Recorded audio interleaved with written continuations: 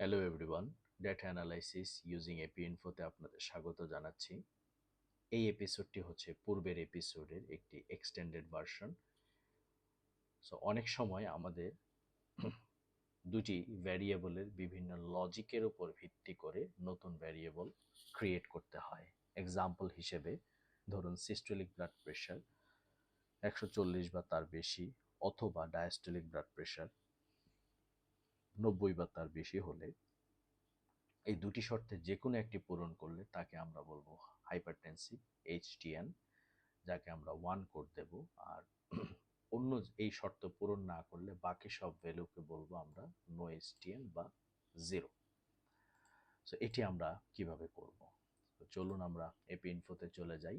যেহেতু নতুন একটি ভ্যারিয়েবল ক্রিয়েট করব, সো ফার্স্ট স্টেপ হচ্ছে একটি ভ্যারিয়েবলের নাম সিলেক্ট করে দেয়া।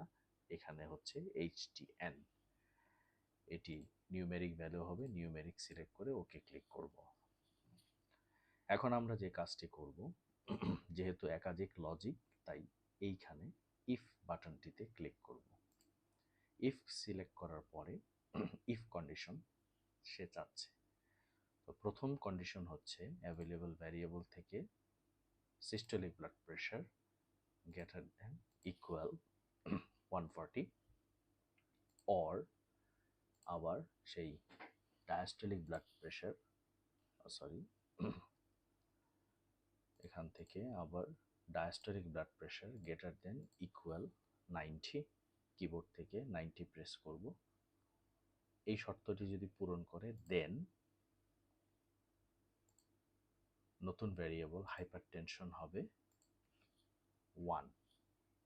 আর এই শর্তগুলো পূরণ না করলে অর্থাৎ এলস, এই হাইপারটেনশন ভ্যারিয়েবলটি হবে ইকুয়াল 0। তারপর সিম্পলি ওকে ক্লিক করব।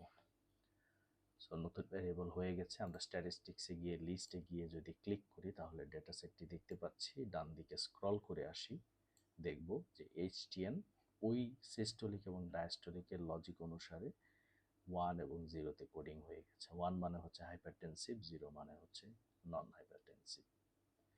সো এইভাবে আমরা লজিক দিয়ে একাধিক ভ্যারিয়েবলের ক্যালকুলেশন করে নতুন একটি ভ্যারিয়েবল ক্রিয়েট করতে পারি। নেক্সট এপিসোড দেখার আমন্ত্রণ রইল। Thank you so much.